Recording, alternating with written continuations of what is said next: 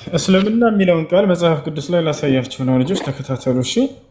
እኔ አሁን ስለ እምነቱ ማመሰራራት ነው እንድትነግረኝ የምፈልገው። እባክሽን ተረጋጊ። ጠየቅሽ አይደለ? አዳምጪ። ወላሂ ትልቅ ነገር እኮ ነው። መጽሐፍ ቅዱስ ላይ ክርስትና የሚል የለም። በጣም የሚያሳዝነው እስልምና የሚል ግን አለ። ነገር ግን ክርስቲያኖች እስልምናን ከመከተል ይልቅ መጽሐፋቸው ላይ ያለውን እስልምና የሚለውን ትተው የሌለውን መጽሐፍ ቅዱስ ላይ ክርስትና የሚባለውን ይከተላሉ። አሁን ላሳያችሁ ነው። እስልምና የሚል ቃል በመጽሐፍ ቅዱስ ላይ ላሳያችሁ ነው። ሌላ ለመርቅላት ሙስሊም የሚለውንም ቃል በቃል ላሳይሽ አልኳት። ይሄ ምርቃት ነው። ሌላ ደግሞ ጭራሽ ሙሐመድ የሚል ቃል አሳይሻለሁ። ይሄም ሶስተኛ ምርቃት ነው። ሌላ ጨምርልሻለሁ። ሀጅን የሚያደርጉ ብፁዓን ናቸው የሚል ጨምርልሻለሁ። ሌላ ጨምርልሻለሁ። ወደ መካ ሂዳችሁ ሀጅ አድርጎ የሚል ሁሉ ጨርሻለሁ። ሌላም ልጨምር? በቃ ይችን አሁን የምትላትን ጠቅላላ ቃል በቃል አስረዳኝ። ወላሂ ቃል በቃል ላሳይሽ ነው። የጌታ ሰው ቃል በቃል እኮ ቃል በቃል ላሳይሽ ነው። ቃል በቃል ላሳይሽ ነው። ጥቅሱን ቦታውን እየጠቀስኩ ኧረ መጥቀስ ብቻ ሳይሆን እያሳየሁ ነው። እኔ ያለ ማስረጃ ነው አወራሁ እኮ አይደለም። ለእኔ እዚህ ጋር መጽሐፍ ቅዱስ ይዤ ስለተቀመጥኩ ቦታውንም እያሳየሁ ኖ ራሴ ከፍቼ እያሳየሁሽ ነው። መናገር ተናግሬ ብቻ ማሳየትም ጭምር ነው። ግን በመጽሐፍ ቅዱስ ታምናለህ አይደለም? ኧረ እባክሽ አንድ አዳምጪ። ሜታ አድርግ እንጂ ሸጊቱ ምን መሰለኝ።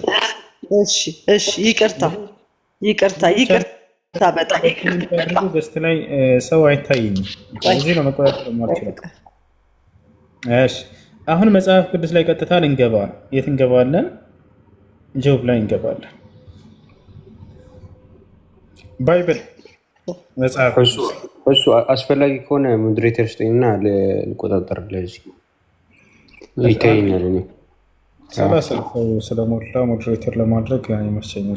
ከ30 ሰው በላይ ይቀበል ይመስለኛል። ሻላ ሌላ ጊዜ አሁን ተከታተሉ። በአማርኛ እያልን ወደ አማርኛ ቀይርላቸው። ድምፅ ግን በደንብ አይሰማኝም። አሁን አይሰማም? አሁን ይሰማል። እሺ አሁን እዚህ ጋር የት እንገባለን? እዚያው መጽሐፍ ቅዱስ ላይ ያው በደንብ ተከታተሉ። ወደ አማርኛ ልቀይርላችሁ። እናንተ ለሁለት አታወሩ፣ አትንጫጩ። መጀመሪያ ረጋ በሉ። ኢዮብ ይላል እዚህ ጋር። ኢዮብ ላይ እንገባለን። ምዕራፍና ቁጥር እናስቀምጥ። መጽሐፈ ኢዮብ ምዕራፍና ቁጥር እናስቀምጥ። አይዋ ኢዮብ 22:21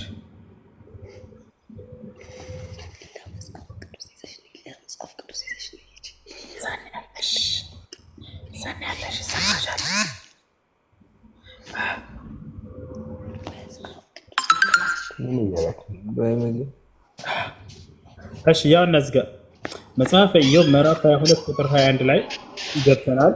ሜት አድርጉት ልጆች ሜት አድርጉት። አድሚኖች የላችሁም? ይረብሽ ድምፅ አለ አይደለ? ሜት አድርጓቸው ወይንም አውርዷቸው። ድምፅ አድሚን የለም። ያውና ኢዮብ 22:21 ይላል። እንግዲህ መጽሐፈ ኢዮብ ላይ ገብተናል። ለእግዚአብሔር ተገዙ ይላል። እዚህ ቦታ ላይ ሂብሩ የሚለው ላይ ቀጥታ እንገባለን። ምክንያቱም ብሉይ ኪዳን የተጻፈው መጀመሪያ በሂብሩ ነው። የመጀመሪያ እናት ቋንቋው ሂብሩ ላይ እንገባና እንመለከተዋለን። ለእግዚአብሔር መገዛት ማለት ምን ማለት ነው የሚለውን እዚህ ጋር ወደ ትዩ ዕብራይስጥ ሂድ ይለናል። ቃል በቃል ቃሉን ይፈታላችኋል። እዚህ ቦታ ላይ ኢዮብ 22:21 ወደ አማርኛ እንቀይረው። ያውና ኢዮብ 22:21 ወደ ትዩ ዕብራይስጥ ሂድ ይላል። እዚህ ጋር ቃል በቃል ለእግዚአብሔር መገዛት ወይንም ለአንዱ አምላክ መገዛት ማለት ምን ማለት እንደሆነ እንመለከታለን። መቼም ነብያቶች ለአንዱ አምላክ ተገዙ እያሉ ታዘዋል። ይሄንንም አዘዋል ለህዝቦቻቸው። ያ አንዱን አምላክ መገዛት ማለት ምን ማለት ነው የሚለውን እዚህ ጋር ቃል በቃል ይፈታልና ለክርስቲያኖች ይህ መጽሐፍ ያን እንመልከታለን። እሺ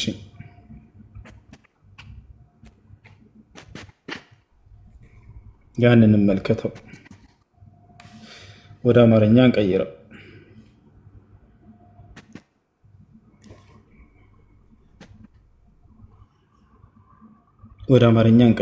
ኦኬ እዚህ ጋር ወረድን በል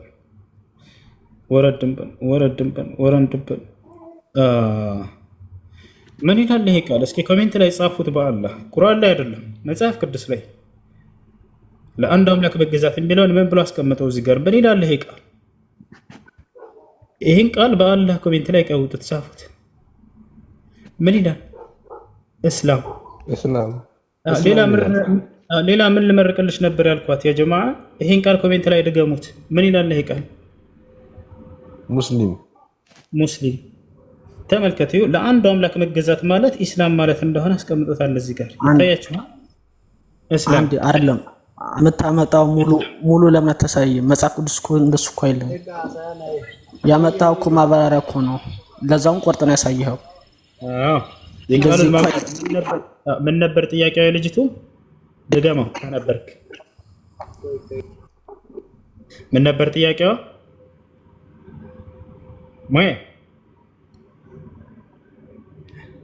ቀጥታ ቃል በቃል ኢስላም ወይንም ሙስሊም የሚለውን ቃል አሳይ ነበር ያላቸው። ያውና አሳየናቸው። ለእግዚአብሔር መገዛት፣ ለአንዱ አምላክ መገዛት። ነቢያቶች ሁሉ ለአንዱ አምላክ ተገዙ ተብለዋል ወይ? አዎ።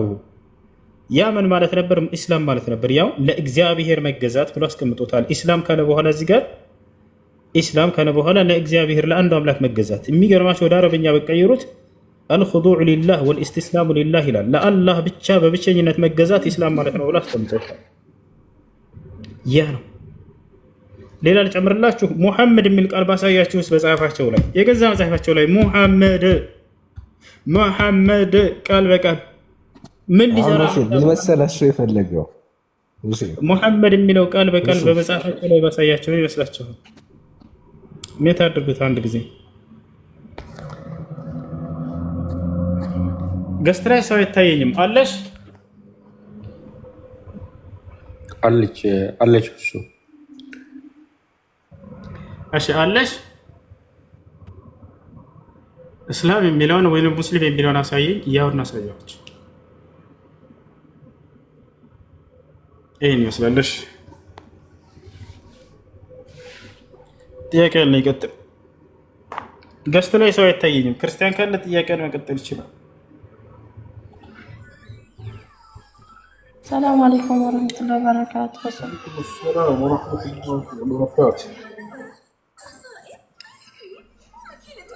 ይሰማል? ይሰማል። ሰላም ነው። ሚዩት አድርገኸኝ እኮ ነው ሁሱ። እኔ አላወራሁኝም። ውሸትን የተናገርከው ጠቅላላ ያስረዳህበት መንገድ ይኸው ነው። የመጽሐፍ ቅዱስ ኢዮብ 22ን ይዤ ቁጭ ብያለሁኝ። ምንም አላስረዳኸኝም። ውሸት ነው። ከየት እንዳመጣው እሱን እኔ አላየሁትም። አንተ በእግዚአብሔር ቃል የምታምን ከሆነ እስቲ አንድ ጥያቄ ልጠይቅ። በዚህ ቃል የምታምን ከሆነ አንደኛ ስለ እስልምና ነው የጠየቅኩ። ሁለተኛ ኢዮብ 22 ኖ አይደለማ፣ ትክክል አይደለም፣ ልክ አይደለም። ራስህን ብቻ ነው አንተ የምትሰማው የምታዳምጠው። ኖ ትክክል አይደለም።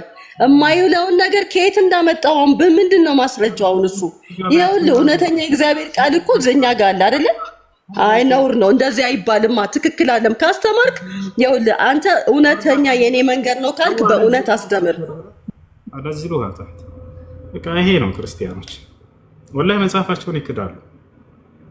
ልክ እንዲህ እየካዱ ነው ተርጉሞ አማርኛው ላይ ይንሳፍላችሁ። ባይክዱ ኖሮ ያው የዕብራይስጡ ላይ ቀጥታ ስትሄዱ እስላም የሚለው ቃል በቃል ታገኙታላችሁ፣ ሙስሊም የሚለውን ቃል ታገኙታላችሁ። እንዲህ እያሉ ነው ትውልዱን ሸውደው አንድ እስራኤላዊ ወጣት ልጅ እያስመለቋቸው ያላችሁት። የራሳቸው መጽሐፍ ይክዳሉ። ጠየቀች መጽሐፋችን ላሳየን። ይሄ ከቁርአን አይደለም ካሳያችሁ እስላም የሚለው ሙስሊም የሚለው አማርኛው ላይ የለም። እና አማርኛው ላይ እስላም ብለው እንዲጽፉላችሁ ጠብቃችሁ ነበር እንዴ?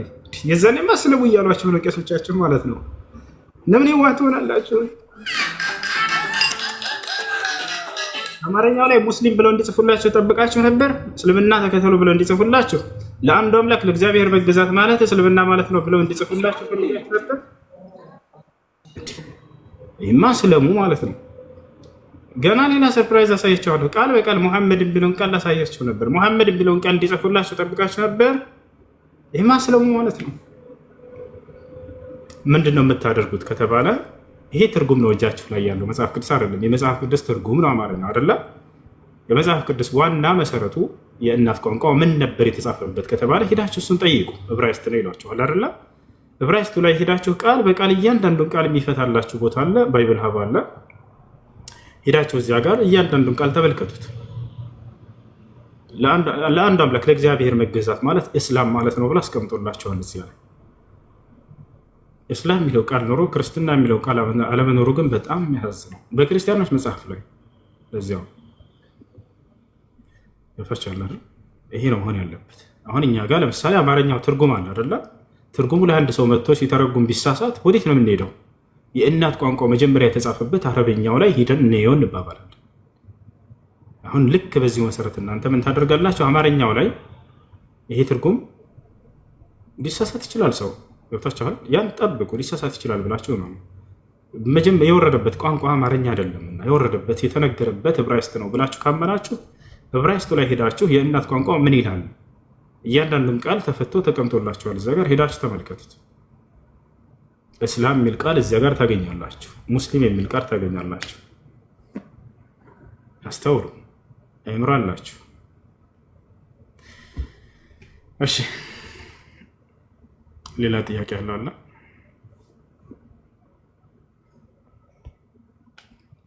አሎ፣ ገስት ላይ ሰው አይታየኝም። ለምን ታባት አድርጉ? እሺ፣ ዛሬ 1 ሚሊዮን ልንገባ እንችላለን። እስኪ ስንት ገብተናል? ተመልከቱት። 999 ገብተናል አይደል? እሺ፣ 1 ሚሊዮን ከገባን ምንድን ነው የምጋብዛችሁ? ቁርአን ልጋብዛችሁ ወይንስ ምን ልጋብዛችሁ? ወይንስ ቆሜ ልጋብዛችሁ? ይሄ ቆሜ የሚባለው ኮፍያ የስልጤ ነው። የማን እንትን ኮፍያ? የሀላባ ሐላባ ቁርአን የሱዳን አቀራር የሱዳን አቀራር ልጋብዛችሁ። በቃ ኢንሻአላህ ዛሬ 1 ሚሊዮን ልንገባ ስለምንችል ሐላባ።